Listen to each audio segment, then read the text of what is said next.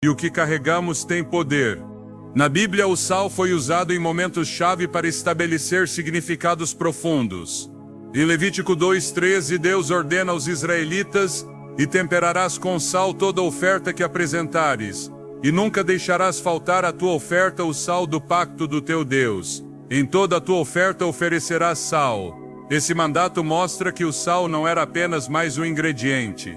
Era um símbolo de pureza, permanência e santidade. Toda oferta devia contê-lo, porque representava a integridade do compromisso com Deus.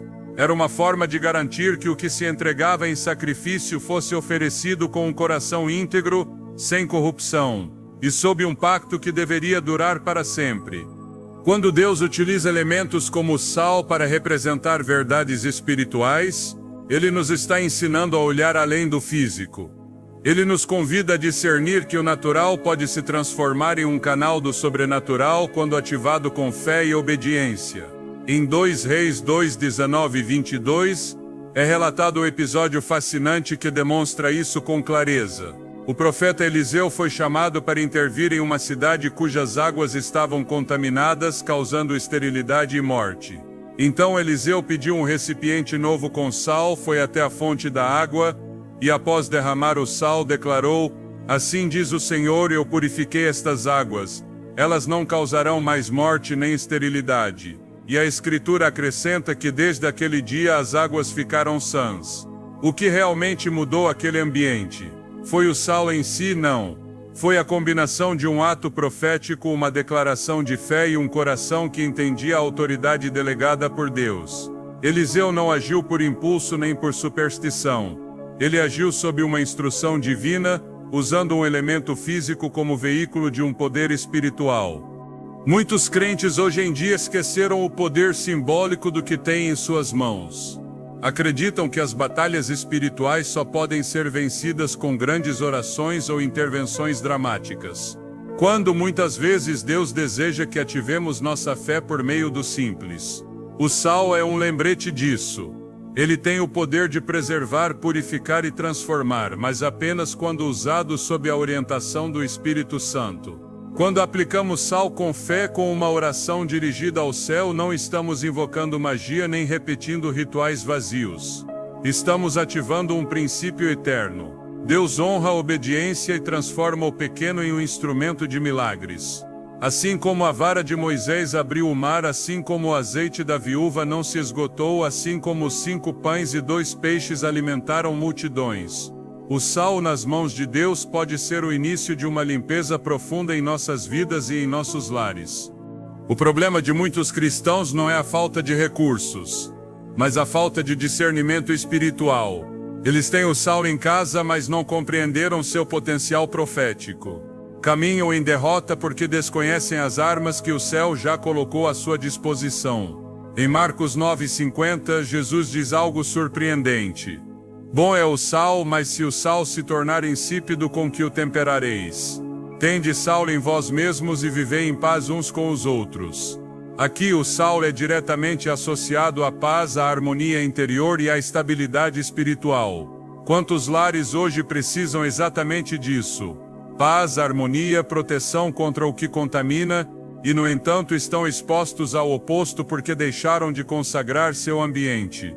Esqueceram que assim como o azeite foi derramado para ungir, o sal é para purificar. Em muitos lares, há portas abertas que permitem a entrada de maldições, não necessariamente por pecados graves ou atos intencionais, mas por ignorância. Quando um espaço não é dedicado a Deus, ele se torna vulnerável à contaminação espiritual. Por isso, práticas como colocar sal no vaso sanitário, quando feitas com oração, direção espiritual e propósito, não são ações sem sentido. São atos de fé que dizem ao céu e ao inferno: "Este lugar está sob o senhorio de Cristo.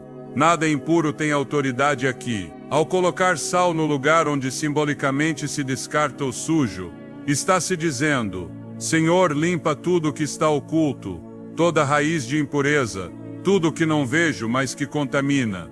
Transforma-se um ato natural em uma declaração espiritual. A Bíblia está repleta dessas ações, não para convertê-las em ritos mágicos, mas para ensinar que o físico e o espiritual estão entrelaçados. Quando Josué rodeou Jericó 7 vezes, não era a caminhada que derrubava os muros, era a obediência. Quando Naamã se submergiu 7 vezes no Jordão, não era a água que curava sua lepra, era a fé. Da mesma forma, quando alguém pega sal, ora com um coração rendido e o coloca no vaso sanitário, o que está fazendo é dizer: creio que Deus pode começar uma limpeza daqui, do mais simples, do que eu ignorei. E esse ato, quando genuíno, desencadeia poder.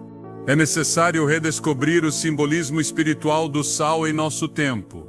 Em um mundo onde o invisível governa o visível, onde muitas vezes os ataques não são vistos, mas sentidos, Deus está chamando seu povo a consagrar seus espaços.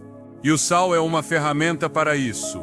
Não se trata de idolatrar um elemento, mas de santificar o que usamos diariamente para que tudo em nosso lar declare: santo é o Senhor. Mesmo em lugares que consideramos irrelevantes, Deus quer manifestar sua glória, porque não há canto tão oculto que Ele não possa purificar, nem ato tão pequeno que Ele não possa usar. Em Colossenses 4:6, Paulo faz uma recomendação que vai além da linguagem: que a vossa palavra seja sempre com graça, temperada com sal, para que saibais como deveis responder a cada um. Aqui o sal representa sabedoria, discernimento, capacidade de trazer vida e verdade ao que se diz. Mas essa sabedoria também se aplica ao ambiente. Assim como nossa língua deve ser temperada, nosso lar também deve ser. Cada cômodo, cada canto, cada área que foi negligenciada espiritualmente pode ser restaurada se alguém decidir agir com fé. Lembremos que Jesus não evitava os espaços considerados sujos ou indignos. Ele tocava os leprosos, comia com pecadores, se aproximava daqueles que todos rejeitavam. E em cada um desses encontros, o impuro era transformado pelo puro. O poder não está no lugar. O poder está em quem entra nesse lugar. E quando você entra em um espaço carregando a presença de Deus, com uma oração fervente e um coração consagrado, esse espaço já não será o mesmo. Por isso, quando você coloca sal no vaso sanitário com oração, não está fazendo algo irrelevante. Está dizendo: este lar, do mais alto ao mais baixo, pertence ao Senhor. Não há limites para o que Deus pode fazer quando encontra um coração disposto. Ele não precisa de grandes plataformas nem de cenários brilhantes. Ele pode manifestar sua glória no escondido, no desprezado, no ignorado. Assim como escolheu uma manjedoura para nascer, Ele pode escolher um vaso sanitário para iniciar uma limpeza espiritual, porque o que aos olhos do homem é baixo, para Deus é uma oportunidade de redenção. A chave está na intenção, na fé, no desejo genuíno de ver seu poder em ação. Esta é a hora de levantar lares purificados, lares que resplandeçam com a luz de Cristo. E para isso precisamos redescobrir o valor do que Deus já nos deu. O sal não é apenas um mineral, é uma ferramenta de pacto, de proteção, de propósito. Use-o com discernimento, ore com autoridade e prepare-se para ver como o Senhor começa a fazer uma limpeza, não apenas no visível, mas no profundo da alma, no oculto do coração, no invisível do seu ambiente. Há lugares no lar que muitas vezes são ignorados espiritualmente, espaços que passam despercebidos em nossa vida de oração, mas que representam pontos críticos por onde a contaminação pode entrar ou permanecer. Um desses lugares é o vaso sanitário. Embora possa parecer irrelevante, o vaso sanitário tem um simbolismo espiritual mais profundo do que se costuma imaginar. É o local onde se descarta o impuro, o contaminado, o que o corpo rejeita. E se no natural funciona assim, no espiritual também guarda essa mesma conexão. O que muitos não entendem é que, no que consideram desprezível, Deus pode estar revelando uma porta aberta, uma entrada silenciosa que está afetando a atmosfera de todo o lar. A Bíblia ensina que há lugares e objetos que devem ser santificados para que não se tornem canais de impureza. Quando o povo de Deus construía altares ou edificava espaços sagrados, cada canto era consagrado, desde o limiar até os utensílios, porque sabiam que nada deveria ficar fora do domínio da santidade. Em Ezequiel 36:25, Deus declara: espargirei sobre vós água limpa e ficareis purificados, de todas as vossas imundícias e de todos os vossos ídolos vos purificarei. Esse ato de limpeza não era meramente simbólico, era uma renovação integral. A impureza não estava apenas nas ações, mas também nos espaços onde essas ações se acumulavam, onde o invisível se impregnava. O vaso sanitário na vida cotidiana recolhe não apenas resíduos físicos, mas também toda a carga do que se deseja eliminar. E se essa porta não for espiritualmente fechada, pode se tornar um ponto de acesso por onde influências negativas permanecem e se reciclam. Não porque o objeto em si seja mau, mas porque todo lugar que não foi coberto com oração e consagração pode se tornar terreno neutro, exposto ao que quiser operar nele. Deus é um Deus de ordem, e sua ordem espiritual implica que todo espaço habitado pelo ser humano deve ser submetido ao seu governo.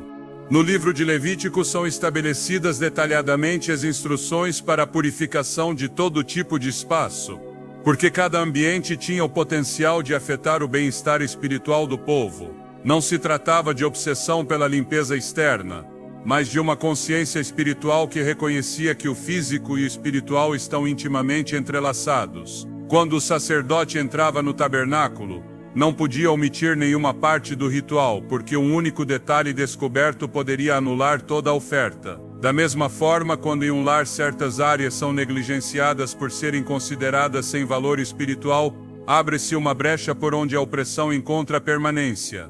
Jesus foi muito claro quando ensinou que o que contamina não é o que entra, mas o que sai do homem. Mas ele também mostrou como certos lugares podem se tornar cenários de poder quando consagrados a Deus. Em Marcos 11:15, quando entrou no templo e viu que o haviam convertido em um mercado, não hesitou em purificá-lo com autoridade.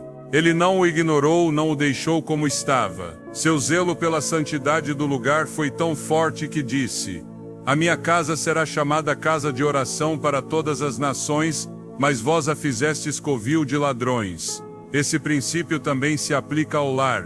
A casa, em sua totalidade, deve se tornar um espaço onde se respire pureza, onde não haja cômodos nem cantos relegados ao desordem espiritual. Tudo deve refletir a glória de Deus, até mesmo o banheiro, até mesmo o vaso sanitário.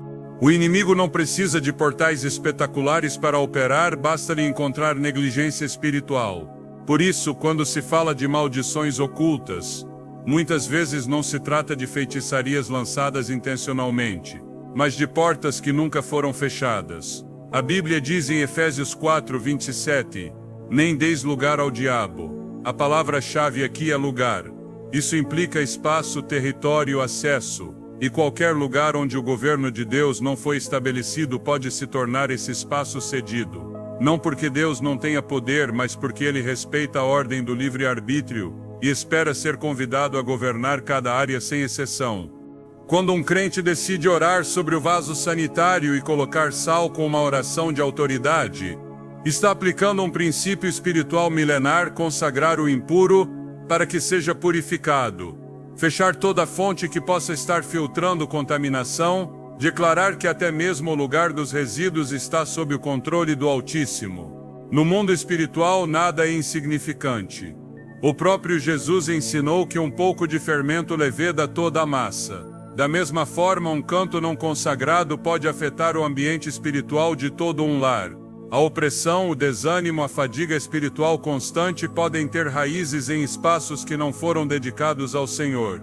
Quando se realiza um ato de fé, quando se coloca sal no vaso sanitário e se ora com entendimento, está se dizendo: até aqui, esta porta se fecha, este espaço se limpa, este lugar se entrega. No Antigo Testamento, quando um acampamento era contaminado, Deus ordenava que se identificasse o lugar exato, que se removesse o impuro e que se purificasse o local.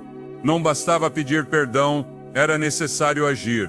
Em Deuteronômio 23:14 diz: "Porque o Senhor teu Deus anda no meio do teu acampamento, para te livrar e entregar os teus inimigos diante de ti, pelo que o teu acampamento deve ser santo, para que ele não veja em ti coisa imunda, e se afaste de ti." Esse versículo deixa claro que a presença de Deus não permanece onde há impureza sustentada.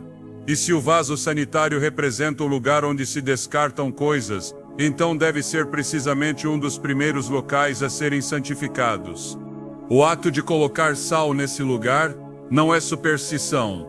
É uma forma de declarar que tudo que foi símbolo de impureza será redimido, que tudo que estava sendo usado sem consciência espiritual será recuperado para o reino. Jesus ensinou com autoridade em lugares impuros, curou em casas de pecadores, tocou leprosos, libertou em cemitérios, não porque esses lugares tivessem poder em si mesmos, mas porque sua presença transformava o ambiente. E quando um crente se move nessa mesma autoridade, pode tomar qualquer espaço de sua casa e convertê-lo em terra santa, declarando que não há canto onde o reino de Deus não possa se estabelecer. O vaso sanitário não é um local de vergonha espiritual. É um local de oportunidade espiritual. É o lugar onde se pode ativar uma palavra de limpeza, onde se pode declarar que toda raiz de impureza espiritual seja cortada pela raiz, onde se pode interceder para que toda contaminação acumulada, não apenas física, mas espiritual, seja expulsa. E quando essa ação é feita com sal, com oração e com fé, não resta espaço para a escuridão, porque Deus honra a obediência, honra a consagração, honra a intenção do coração que diz: Senhor, tudo na minha casa, até o que parece sem valor é teu. Deus quer habitar em lares completamente entregues, lares onde não há esconderijos do inimigo, lares onde cada lugar foi purificado, lares onde até o mais simples se torna um altar, porque quando ele encontra essa disposição, sua presença desce com poder. Em Isaías 52:11 diz: Retirai-vos, saí daí, não toqueis coisa imunda, saí do meio dela, purificai-vos, vós que levais os utensílios do Senhor. Essa purificação não era uma sugestão, era uma condição. O mesmo acontece hoje. Se você quer que o Senhor habite com plenitude em seu lar, deve purificar cada espaço, não apenas a sala onde você ora, não apenas a cozinha onde você abençoa os alimentos, mas também o banheiro, onde se descarta o que não serve, porque ali no que outros ignoram, Deus pode manifestar sua glória. No mundo espiritual, não há neutralidade. Ou um espaço está consagrado a Deus, ou está vulnerável a ser influenciado pelas trevas. E o inimigo que não respeita limites naturais, se detém diante do limite do pacto, diante do poder do nome de Jesus, diante do sangue do Cordeiro e diante da obediência do crente. Por isso, quando você coloca sal no vaso sanitário, quando ora com entendimento, está marcando o território, está dizendo: este lugar pertence a Deus. E essa declaração tem consequências reais, portais se fecham, maldições são anuladas, a opressão é expulsa, porque a luz não pactua com as trevas, e onde a luz chega, a escuridão não pode resistir. Há atos que na aparência são simples, mas no espiritual contém uma carga de autoridade que transcende o visível. Quando se ora com fé e se executa uma ação simbólica sob direção divina, estabelece-se uma intervenção do céu que transforma o natural em instrumento do reino. Assim foi desde os tempos dos profetas. Em cada geração Deus mostrou que não são as formas que têm poder, mas a obediência e a fé com que são realizadas. O ato de colocar sal em um lugar contaminado como vaso sanitário não nasce do capricho humano, mas de um princípio bíblico onde o simbólico se converte em uma declaração profética. Em toda a Escritura, o sal está relacionado à purificação, preservação e pacto. Não é um acessório sem valor, é um lembrete visível do invisível. Seu uso, quando acompanhado de uma oração fervente e uma entrega sincera, pode marcar um antes e um depois no ambiente espiritual de um lar. Em 2 Reis 2:21, quando Eliseu lança sal na fonte contaminada de Jericó, ele não está improvisando, está profetizando, está declarando sob a autoridade divina que a maldição que trazia morte e esterilidade chega ao fim. O texto diz: e saindo ele ao manancial das águas, lançou ali o sal e disse: assim diz o Senhor, eu purifiquei estas águas, e não haverá mais nelas morte nem esterilidade. Essa declaração é chave. Eliseu não agiu em nome próprio, Ele não disse eu declaro nem confiou no sal como um talismã. Ele disse assim diz o Senhor, porque o poder não está no objeto, mas na palavra que respalda o ato. O sal se torna um canal, não a causa. E quando hoje se realiza uma ação semelhante, deve-se fazer com o mesmo entendimento. É Deus quem opera, é seu Espírito quem limpa, é sua palavra quem transforma. O ritual de colocar sal no vaso sanitário, se feito com reverência, com oração e com uma consciência clara do que está sendo declarado, se converte em um ato profético. Não é superstição, é um gesto de autoridade espiritual, um símbolo que diz: este espaço é purificado em nome do Senhor, e nessa ação ativam-se princípios enraizados na palavra. Jesus falou com clareza sobre a necessidade de ter fé ao falar, mas também sobre a importância de agir. Em Marcos 11:23, ele ensinou: porque em verdade vos digo que qualquer que disser a este monte, ergue-te e lança-te no mar, e não duvidar em seu coração, mas crer que será feito o que diz, tudo o que disser lhe será feito. Essa declaração implica palavra e ação. Não basta crer internamente. É preciso falar, é preciso mover, é preciso executar. A fé sem obras é morta. E muitas vezes a libertação não se manifesta porque falta esse passo visível que sela no físico o que já foi decretado no espiritual. Quando alguém pega sal com a intenção de consagrar um espaço, não está manipulando a realidade espiritual, está se alinhando com ela.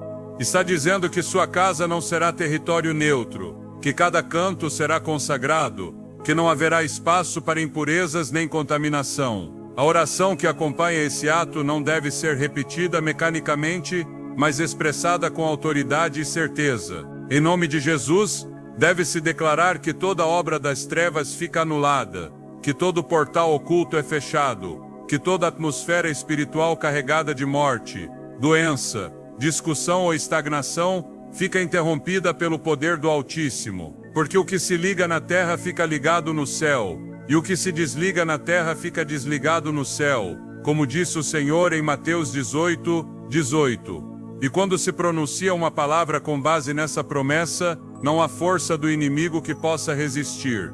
Não se deve temer o simbolismo quando ele está sujeito à palavra. Deus usou instrumentos simples para provocar mudanças sobrenaturais. Com uma pedra, Davi derrubou o gigante. Com uma vara, Moisés abriu o mar. Com saliva e terra, Jesus curou a vista de um cego. Não era o objeto, era o ato de fé, era obediência, era confiança absoluta de que Deus pode usar o desprezado para desencadear o glorioso. Assim também ocorre quando se pega sal e se diz: sob o poder do sangue de Cristo este lugar será purificado, porque onde se invoca o nome de Deus com reverência, ali desce sua presença. E onde sua presença habita, a impureza não pode permanecer. Em 1 Coríntios 10:31, Paulo lembra que até o mais simples pode ser feito para a glória de Deus. Portanto, quer comais, quer bebais, ou façais qualquer outra coisa, fazei tudo para a glória de Deus. Essa verdade também se aplica aos atos de limpeza espiritual. Não há canto do lar que não possa ser entregue ao Senhor. E quando se derrama sal no vaso sanitário enquanto se ora com autoridade, está se glorificando a Deus desde um lugar que antes era considerado insignificante. Não é o ato em si que transforma, mas a intenção e a fé com que é realizado. É o clamor que sobe ao céu dizendo: Senhor, limpa-me por completo do mais alto ao mais baixo, do visível ao escondido. Esse tipo de oração deve ser feito com uma consciência plena do que está sendo declarado. Não é apenas um gesto, é uma confrontação direta contra tudo que permaneceu oculto. Quando se invoca a limpeza de Deus, está se expulsando o que não lhe pertence. Quando se proclama seu domínio sobre um espaço, está se anulando a influência de toda presença contrária. Não há mistura possível, ou o lugar está cheio de luz, ou está nas trevas. E quando a luz é invocada com convicção, o escuro desaparece. Assim como o fogo de Elias desceu no Monte Carmelo após uma oração precisa, também a presença de Deus pode encher o lar com uma única palavra de fé quando acompanhada de um ato simbólico guiado pelo Espírito. Este é um chamado a deixar de subestimar o pequeno a deixar de ignorar o poder que há em obedecer, porque o que parece insignificante para o mundo, para Deus pode ser a chave que abre portas de bênção. E se na sua casa há portas que devem ser fechadas, se há influências espirituais que devem ser expulsas, então este ato com sal e oração não deve ser tomado levianamente. Deve ser feito com humildade, mas também com autoridade, porque os filhos de Deus não suplicam pelo que já lhes foi concedido. Eles declaram o que já foi conquistado, e a vitória sobre toda maldição foi selada na cruz. Por isso, quando se ora enquanto se coloca sal no vaso sanitário, está se lembrando ao inimigo que o sangue do Cordeiro já foi derramado, que a maldição foi quebrada, que a impureza não tem mais lugar. Não se trata de repetir fórmulas, se trata de se conectar com a vontade de Deus, de agir conforme sua palavra, de proclamar com o coração inflamado pela fé que o lar inteiro será santificado, que não restará canto sem se render à sua autoridade, que até o lugar onde se descarta o sujo será convertido em símbolo de purificação, porque tudo no reino aponta para a redenção. Deus transforma o desprezado, torna-o útil, e se um ato tão simples como colocar sal pode ser usado para declarar essa transformação, então deve ser feito com convicção, com reverência e com a certeza de que o céu responde à fé verdadeira. Há momentos em que tudo parece estar em ordem, mas a atmosfera no lar transmite algo mais. Não se trata do visível, nem do que se pode explicar facilmente. É uma opressão que não se justifica no natural. A tensão sem causa, cansaço que não cede, portas que não se abrem.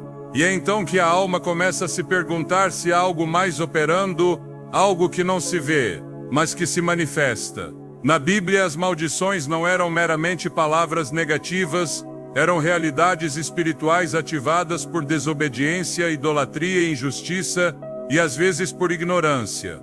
Nem sempre eram lançadas por inimigos, muitas vezes se originavam de dentro, quando o povo de Deus deixava seus caminhos descobertos. E assim como as bênçãos se herdam, também as maldições podem permanecer se não forem confrontadas com a verdade da palavra.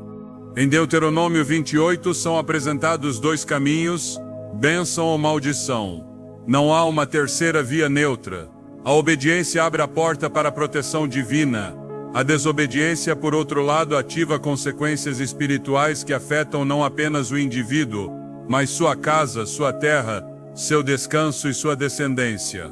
Diz o versículo 20: O Senhor enviará sobre ti a maldição, o quebranto e o espanto em tudo quanto puseres a mão e fizeres, até que sejas destruído e pereças depressa por causa da maldade das tuas obras, pelas quais me abandonaste. Esse texto não apenas adverte, explica que o que está errado no externo muitas vezes revela uma desconexão interna, e essa desconexão se traduz em portas abertas, brechas espirituais, legalidades que o inimigo usa para operar impunemente dentro do lar. A maldição nem sempre se manifesta com grandes desastres. Às vezes é repetição de ciclos que não se quebram, relacionamentos que fracassam sem razão, finanças que se evaporam, doenças que não respondem ao tratamento, insônia persistente, sonhos inquietantes, ambientes onde a paz parece proibida. Essas não são situações que devem ser aceitas como normais. São indicadores, sinais que chamam a vigilância. Porque quando o céu se fecha é preciso revisar a raiz. Nem tudo que se vive no físico se origina no físico. E quando os sintomas espirituais se fazem presentes, o discernimento se torna urgente. O apóstolo Paulo escreveu que não lutamos contra carne e sangue, mas contra potestades e governadores das trevas. Isso significa que o que acontece na casa pode estar conectado com o que ocorre no âmbito invisível. Por isso, quando se experimentam padrões de ruína, de desânimo constante, de desordem emocional sem causa clara, deve-se considerar se há uma influência operando desde o oculto. E o oculto não é necessariamente o longínquo. Pode estar bem ali nos cantos que não foram consagrados, nos lugares ignorados, nas áreas onde nunca se orou, onde nunca se proclamou o senhorio de Cristo. Em Josué 7, o povo de Israel sofre uma derrota humilhante. apesar de estar em obediência geral. O pecado de Acã havia contaminado o acampamento, e até que fosse descoberto e removido, a vitória não retornou. O detalhe é que, enquanto a causa permanecia escondida, o povo não entendia por que perdia. Clamavam, jejuavam, mas não avançavam. Porque há momentos em que o problema não é a intensidade da oração, mas a raiz que ainda não foi arrancada.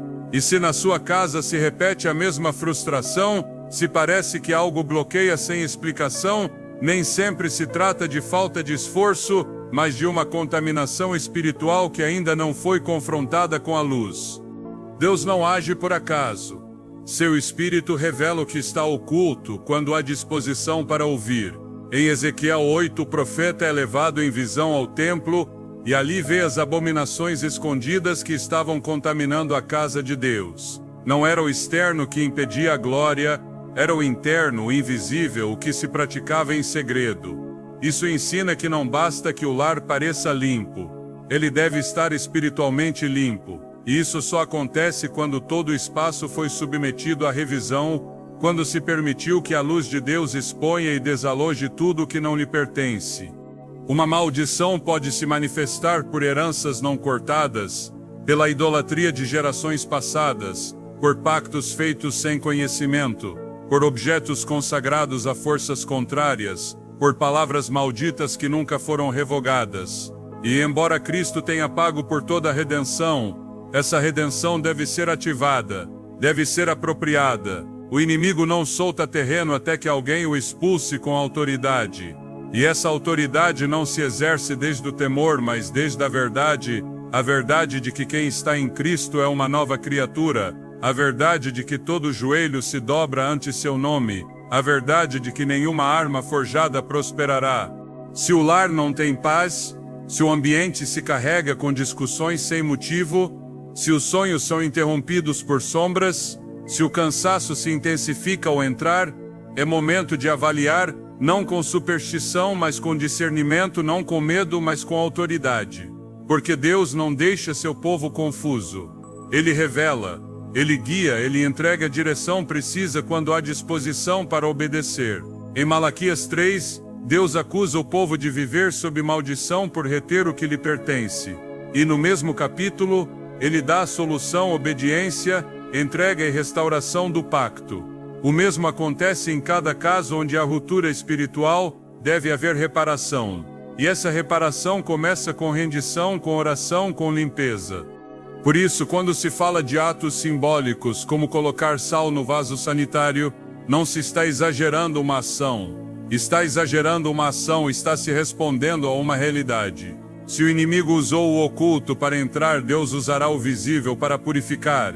E esse ato realizado com fé, não é para mudar o objeto, mas para declarar que não há lugar na casa que não esteja sob o sangue de Cristo. Porque uma casa limpa espiritualmente é uma casa onde as maldições não encontram lugar, e se lhes é negado o acesso devem se retirar, porque não podem permanecer onde há pacto, porque não podem operar onde há luz. As sinais de uma maldição no lar nem sempre se apresentam com estardalhaço.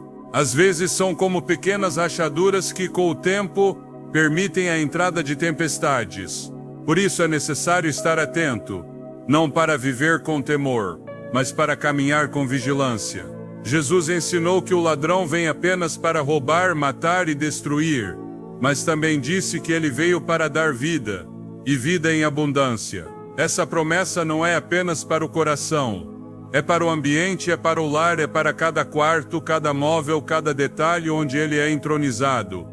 Quando se identifica um sinal de maldição, não se deve ignorar, deve-se agir, deve-se orar, deve-se proclamar a palavra, deve-se declarar que o oculto perde poder diante da luz. Porque o Espírito Santo não apenas revela, ele também limpa, não apenas expõe, ele também transforma. E se na casa há áreas que requerem limpeza, seu poder está disponível, mas precisa ser convidado. Porque Deus não invade. Ele habita onde lhe é dado lugar, e quando lhe é dado lugar, não há treva que resista à sua presença. O ato de colocar sal no vaso sanitário, quando acompanhado de oração, é uma declaração profética, de que até o que foi usado como canal de contaminação será convertido em símbolo de limpeza. É uma forma de fechar portas, de marcar território, de dizer: até aqui chegou a opressão, porque em Cristo há liberdade, e onde está o Espírito do Senhor, ali há plenitude, não apenas na alma, mas também no ambiente, no cotidiano, no oculto. Cada dia que se passa sem confrontar uma maldição é um dia em que o inimigo continua tendo acesso. E esse acesso não será revogado com resignação, mas com autoridade. Uma autoridade que nasce do conhecimento, que cresce com a fé, que se fortalece na oração e que se ativa com decisões concretas, como consagrar cada canto, como purificar até o que parece insignificante, como declarar que o lar não será campo de batalha, mas altar de adoração. Porque para isso ele foi projetado, para ser lugar onde Deus habita, não onde o inimigo se oculta. Não há poder maior que o que opera em um crente consciente de sua autoridade. Quando um filho de Deus entende o que recebeu por meio da cruz, nenhuma maldição pode resistir à sua palavra. Porque a autoridade não é um conceito abstrato, é uma posição legal no reino, uma identidade que determina o que acontece quando se fala, quando se ora, quando se decreta. Essa autoridade foi dada diretamente por Jesus aos que o seguem, e não foi oferecida como uma ideia simbólica, mas como um mandato específico: repreender, libertar, desfazer as obras das trevas. Desde o momento em que ele venceu a morte, transferiu ao seu povo a capacidade de caminhar em vitória, não sob opressão. Não há razão para uma casa de fé estar sob maldição quando se recebeu o poder para quebrá-las com a palavra, com a oração, com a proclamação baseada na verdade. Em Lucas 10:19, Jesus disse: Eis que vos dou autoridade para pisar serpentes e escorpiões, e sobre todo o poder do inimigo, e nada vos fará dano. Não foi uma expressão figurativa, foi uma concessão real: poder sobre toda a força, não sobre algumas, não em certas circunstâncias, toda a força do inimigo. Isso inclui maldições herdadas, ambientes carregados, portas abertas por ignorância. Quando uma maldição opera em um lar, o que se precisa não é temor, mas ativação dessa autoridade. Não há espaço para passividade quando se foi dotado com o poder do céu. Deus não entrega ferramentas para serem admiradas. Ele as entrega para serem usadas. A autoridade espiritual se manifesta no momento em que se reconhece o respaldo de Deus sobre cada palavra pronunciada em seu nome. Não é pela emoção da oração, mas pela legalidade do pacto. Em Mateus 28:19, antes de ascender ao céu, Jesus declara: É-me dado todo o poder no céu e na terra. Portanto, ide. Essa declaração é o fundamento de toda ação no reino. O poder que ele tem, ele compartilha com os seus. E quem caminha sob esse envio, não precisa suplicar pela vitória. Ele a exerce, a proclama, a estabelece. Uma casa que vive sob opressão espiritual precisa ser despertada para essa realidade. As palavras pronunciadas com fé, em linha com as Escrituras, quebram estruturas que estiveram firmes por gerações, porque as maldições não se mantêm por sua força, mas pelo silêncio de quem deveria confrontá-las. Se o inimigo permaneceu, é porque não foi expulso. E para ser expulso, alguém deve se levantar, abrir a boca e declarar a verdade com convicção. Não há negociação com as trevas, há confrontação. E quando essa confrontação é feita com a autoridade do nome de Jesus, a vitória é imediata. Em Marcos 16:17 está registrada uma promessa indiscutível: E estes sinais seguirão aos que crerem em meu nome, expulsarão demônios. Essas palavras não foram dirigidas a um grupo especial, foram dadas a todo aquele que crê. Isso inclui cada pessoa que, ao colocar sal em um lugar impuro, ora não como quem espera, mas como quem ordena, como quem não apenas pede limpeza, mas a estabelece pela palavra. Porque no reino, falar com autoridade não é ousadia, é obediência. Deus espera que seus filhos ajam como embaixadores, que falem o que ele falaria, que declarem o que ele já decretou em sua palavra. Quando em uma casa se ativa a autoridade do crente, Não há espaço escuro que possa resistir. A atmosfera muda, não pelo ato externo, mas pela autoridade com que se cobre esse ato. Assim como o sal nas mãos de Eliseu não tinha poder até que uma palavra profética foi declarada sobre ele, também qualquer ação no lar toma peso espiritual quando feita sob autoridade delegada. Não basta ter fé, é preciso exercer o poder recebido. E esse poder não se improvisa, ele se vive, se proclama, se sustenta com a palavra, se alimenta com oração, se ativa com decisão. O inimigo reconhece os que têm autoridade. Em Atos 19, quando alguns homens tentaram usar o nome de Jesus sem ter relação com ele, os demônios lhes responderam: "Conheço a Jesus e sei quem é Paulo, mas vós quem sois?" Essa cena revela algo profundo, não é a fórmula que funciona, é a identidade, é a posição espiritual, e essa posição é adquirida por meio da fé em Cristo e vivida em santidade. Quem caminha conforme o Espírito tem poder sobre tudo que se levanta contra ele, e quando declara a palavra sobre sua casa, o faz com respaldo celestial, porque a obediência alimenta a autoridade, e a autoridade garante o resultado. Em 2 Coríntios 10, 4, 5, Paulo revela que as armas da nossa milícia não são carnais, mas poderosas em Deus para destruir fortalezas. Essa declaração implica ação. Há fortalezas que não cairão até serem enfrentadas com armas espirituais, e uma delas é a palavra falada com autoridade. Quando se diz em nome de Jesus, toda maldição neste lugar é quebrada, não se está repetindo uma frase, está se desencadeando uma ordem respaldada pelo céu. E tudo que estava oculto deve ceder, não pelo tom de voz, não pelo rito, mas pela verdade que se proclama. Deus não entrega autoridade sem propósito. Ele a concede para estabelecer seu reino, para liberar o que está oprimido, para restaurar o que foi devastado.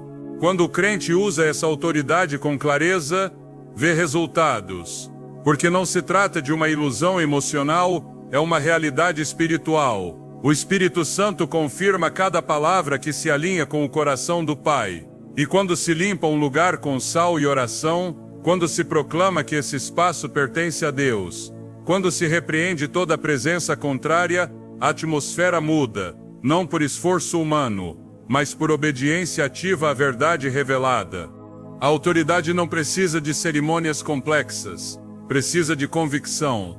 Uma palavra dita desde a fé é mais poderosa que 1000 palavras sem revelação. Por isso, quando se ora no lar, deve-se fazer desde essa posição, como quem foi investido com poder, como quem não suplica, mas ordena, não desde a carne, mas desde o Espírito, não desde a dúvida, mas desde a certeza de que tudo que se liga na terra fica ligado no céu. Essa segurança não nasce do orgulho, nasce do entendimento do que Cristo conquistou. E quem caminha sob essa conquista tem direito a declarar liberdade em cada área de sua casa. Não há estrutura demoníaca que possa permanecer quando se exerce autoridade, porque a luz não discute com a escuridão, ela substitui. E quando se estabelece essa luz por meio da palavra, quando se declara que todo canto fica sob o governo de Deus, não resta lugar para o impuro. Isso é o que acontece quando se consagra até o lugar mais desprezado, quando se diz com fé que tudo que flui naquela casa será limpo. O sal então se torna símbolo dessa decisão, canal dessa proclamação, ferramenta que, acompanhada por uma palavra firme, produz transformação. Deus honra os que se atrevem a usar o que Ele lhes deu, não para seu próprio benefício, mas para estabelecer sua vontade. Por isso, neste momento, não se trata de seguir uma instrução externa. Se trata de exercer o poder que já foi outorgado. Se há algo no lar que não reflete o reino, deve ser removido. E se há opressão que permaneceu, deve ser confrontada, não com temor, mas com autoridade, porque Cristo já venceu, e tudo que está sob seu nome está sujeito ao seu domínio. O inimigo só ocupa o que não lhe é tirado, e hoje, tudo que não lhe pertence deve ser desalojado pela palavra firme de um Filho de Deus que sabe quem é, o que tem e o que pode estabelecer em nome de Jesus. Cada vez que uma pessoa decide obedecer a uma instrução espiritual com fé, Algo começa a se mover no âmbito invisível. Não importa se a ação parece insignificante. Quando a obediência se alinha com a vontade de Deus, o céu responde. Porque a fé não se mede pela magnitude do que se faz, mas pela atitude com que se faz. Deus não está buscando demonstrações externas grandiosas. Ele está esperando corações rendidos que creiam que até um ato pequeno, como colocar sal no vaso sanitário, pode ser usado por Ele para desencadear limpeza, restauração e ordem espiritual em todo o lar. Quando se age assim, o que segue não é casualidade, é cumprimento. É resposta, é transformação. O livro de Hebreus afirma que sem fé é impossível agradar a Deus. E isso inclui a fé que se manifesta através da obediência prática. Quando o crente deixa de racionalizar e começa a executar o que o Espírito impulsiona a fazer, a atmosfera muda, não pelo objeto que se usa, mas pelo princípio espiritual que se ativa. Em cada caso, a obediência rompe uma inércia, corta uma cadeia, abre uma brecha de luz. O Senhor honra aquele que se humilha e se alinha com seu propósito. Não se trata de entender tudo, mas de confiar.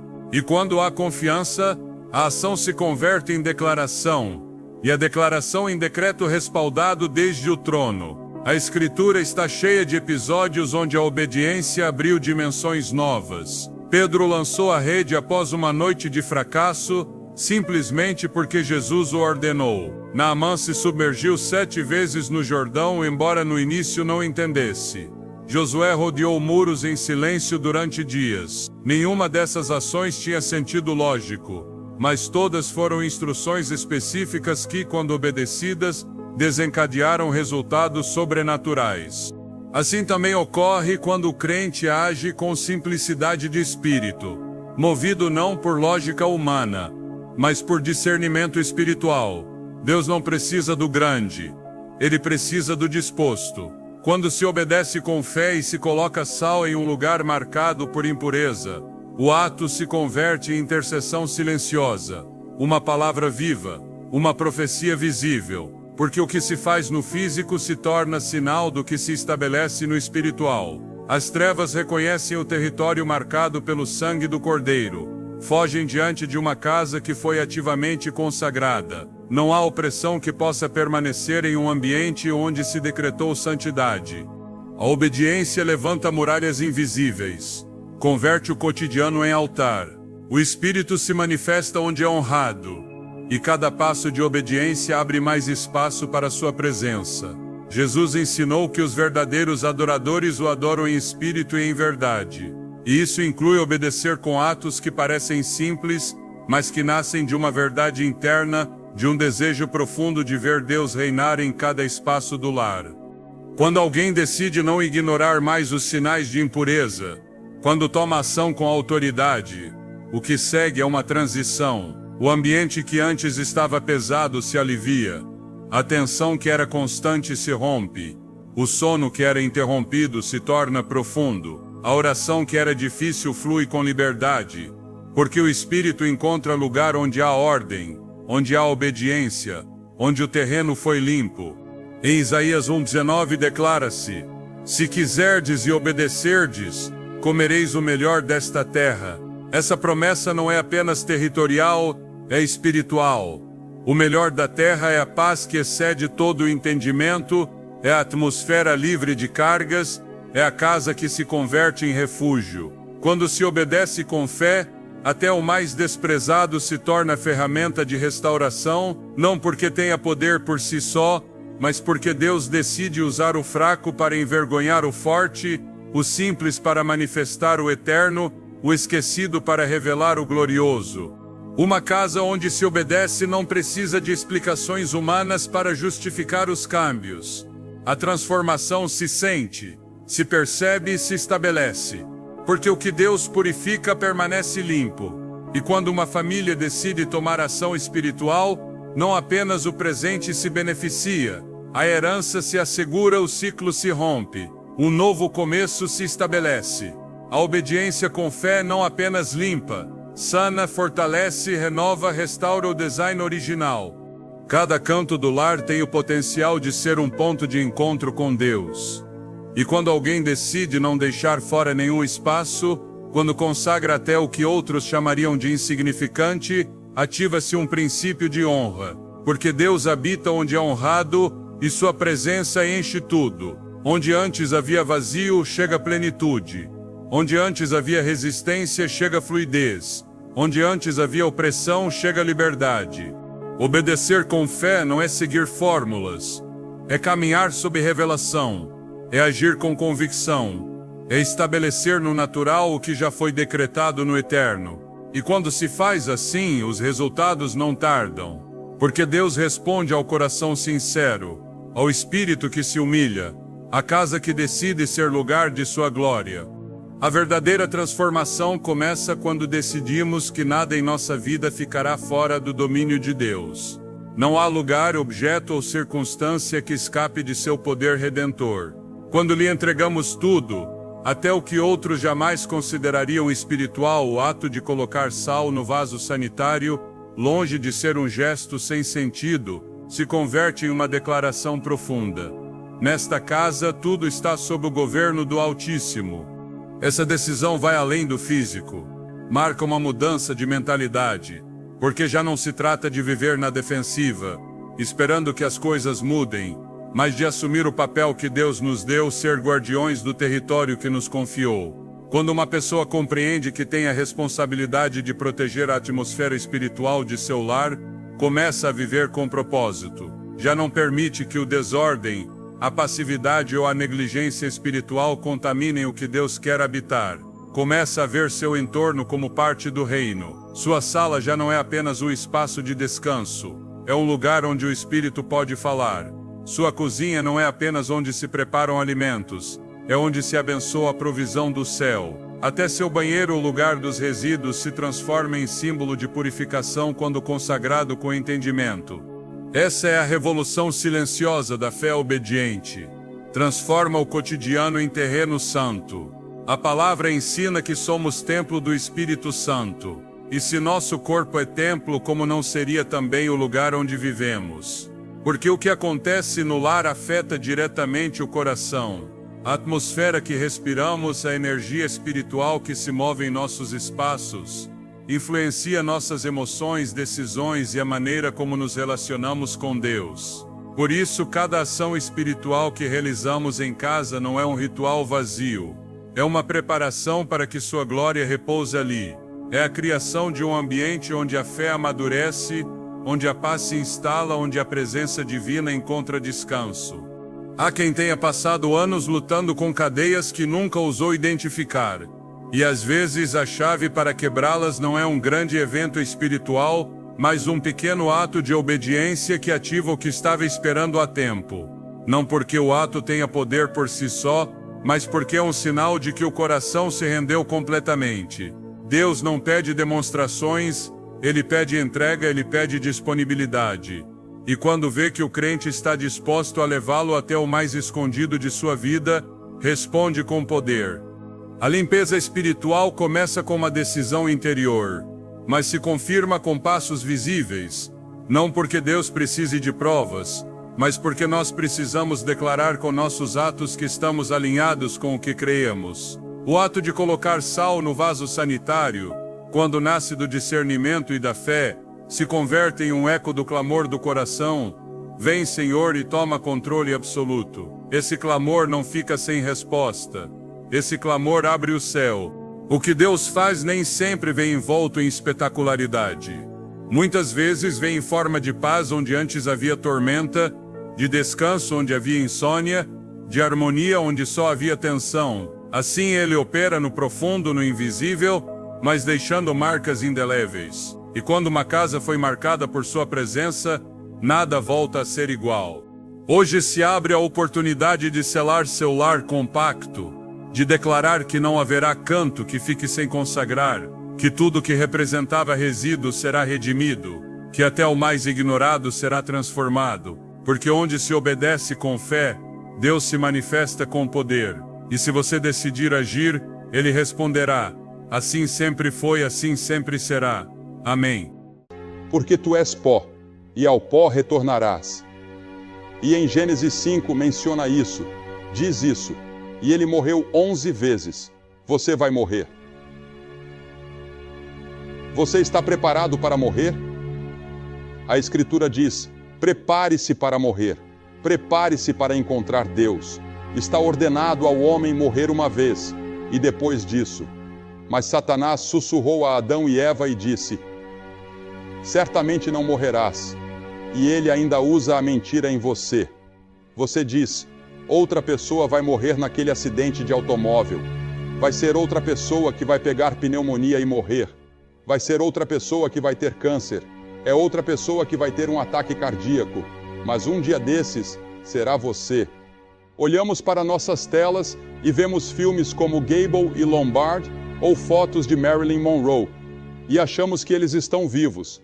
Ou até vemos o ex-presidente Kennedy voltar à tela ou Martin Luther King voltar à tela. E de alguma forma colocamos em nossas mentes que eles estão vivos agora, assim, no mesmo velho corpo, mas eles não estão. Eles estão mortos. Então o corpo morre. O corpo de todos vai morrer.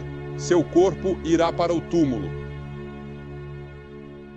A segunda parte de nós é chamada de alma. Às vezes, nós a trocamos, alma e espírito. Mas eu acredito que há uma diferença entre a alma e o espírito. Mas a alma, o que é a alma? A alma pode pensar, a alma pode decidir, a alma pode desejar, a alma pode saber, pode amar, pode odiar, pode reagir. Para resumir, a alma é aquela parte de nós que chamamos de personalidade. Eu tenho 2 cachorros em casa, pastores alemães, cães altamente treinados. Devo acrescentar, um deles é treinado para correr quando você chega, e o outro é treinado para rosnar ou morder se necessário. Mas sabe, eu notei que esses cães, eles têm emoções. Eles sofrem, eles parecem se preocupar se não forem alimentados a tempo. E eles ficam bravos e amam. E cada um tem sua própria personalidade. Porque veja bem, um cachorro tem uma alma, assim como você. Todo o mundo animal tem uma alma. Se o animal tem corpo e personalidade semelhantes aos humanos, então o que torna os humanos diferentes? Você já pensou nisso? O que o torna diferente do seu cachorro? O que o torna superior a um elefante? O que o torna superior a qualquer outro animal? A terceira coisa, o corpo, a alma. Os animais têm corpos, os animais têm almas, mas nenhum animal tem espírito. O espírito é algo que somente os humanos têm. O homem possui algo além de seu corpo e sua alma que o animal não tem. Ele tem o espírito. E o espírito é totalmente único. Você sabe o que é o espírito? O espírito é a capacidade de conhecer, desfrutar e ter comunhão com Deus Todo-Poderoso. O Deus do universo, o Deus que fez as estrelas, a lua, o sol e o mundo inteiro. Você, um velhinho, pode ter comunhão com esse Deus poderoso, porque Deus lhe deu um espírito. Você deu. Você é um espírito. Seu espírito vive em seu corpo. Você nasce com esse espírito. Essa habilidade de ter comunhão com Deus e o espírito torna até mesmo a pessoa mais baixa do mundo superior ao animal mais elevado.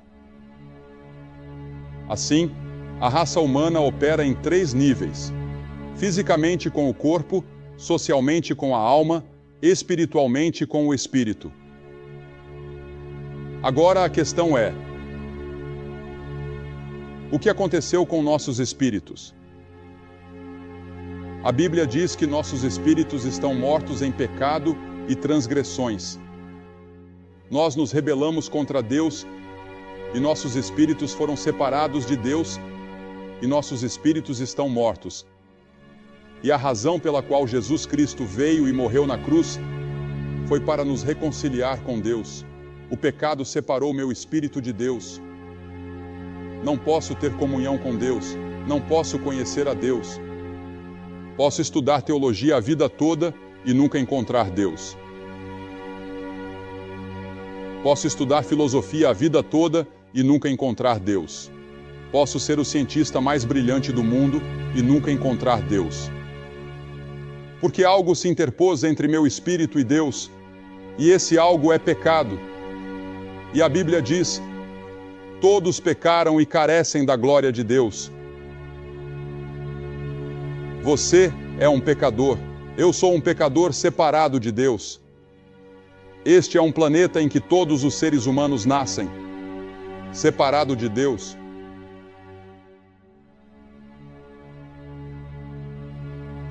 Você pode estar fisicamente vivo, espiritualmente vivo, mas espiritualmente morto. A Bíblia diz: aquela que vive em prazeres está morta enquanto vive. Há uma música country western este ano que tem um cowboy mais velho cantando para um mais novo. É disso que precisamos: cavalos mais rápidos, mulheres mais jovens, uísque mais velho, mais dinheiro. E é isso que o mundo é: vivos, mas mortos. Cavalos mais rápidos, vivos, mas mortos. Muito parecido com o homem de quem Jesus falou, que era um homem rico, e ele disse: alma, descansa, bebe e alegra-te. Ainda tens muitos anos. Construa celeiros maiores. E Deus o chamou de tolo, e Deus o matou naquela noite. E Deus disse: seu tolo. Muitos de vocês pensam que têm anos e anos e anos e anos, e vocês não sabem que neste exato momento há um dia designado para vocês se encontrarem com Deus. E pode ser esta semana. Nunca sabemos. Nesta passagem que li, Lázaro, uma pessoa que Jesus amava muito, e um dos seus amigos mais próximos tinha morrido. E eu assisti na outra noite na televisão uma reprise daquele filme magnífico de George Stephens, A Maior História Já Contada. E eu pensei que uma das cenas mais dramáticas de todo o filme é quando Lázaro é ressuscitado dos mortos. E eu pensei em Lázaro como ele estava naquele túmulo. Ele estava lá há vários dias, e há várias coisas sobre ele. Enquanto eu olhava e pensava sobre isso, Lázaro não tinha apetite algum quando estava vivo. Ele ficava com fome regularmente, mas enquanto está morto, ele não tem apetite algum. E você sabia que se você está espiritualmente morto, seu espírito está morto? Você não tem apetite algum por Deus. Você não tem apetite algum para ler as Escrituras e para orar e para falar sobre coisas espirituais. Você está espiritualmente morto. Você pode ir à igreja. Milhares de pessoas hoje pertencem à igreja que está espiritualmente morta.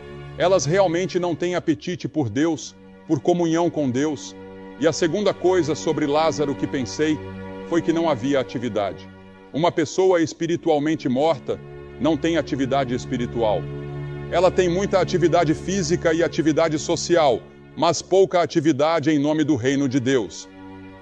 Alguns meses atrás, minha esposa e eu fomos para a Guatemala com Luiz Palau, que está aqui esta noite. E logo após o terremoto, vimos devastação em uma escala que nunca vimos em nenhum outro lugar do mundo. E nossos corações doeram por aquelas pessoas. E eu disse: pela graça de Deus, faremos tudo o que pudermos pelos famintos, pelos necessitados e pelas pessoas feridas do mundo, estejam elas em casa ou no exterior. Atividade para o reino de Deus. E então, outra coisa sobre Lázaro: não havia consciência. Ele não estava ciente de seus amigos. Homens mortos não amam. Homens mortos não veem perigo. Homens mortos não se comovem com a fome. Homens mortos não choram. E então a quarta coisa: ele era cego. E a Bíblia diz que nós também somos cegos. Temos cegueira espiritual. Seu espírito pode ser cego. A Bíblia diz que o Deus deste mundo cegou as mentes dos que não creem. Você é espiritualmente cego. E então a quinta coisa sobre ele era que ele cheirava como se estivesse morto há 4 dias. E eles disseram que ele já fede. Mas você sabe o que a Bíblia diz?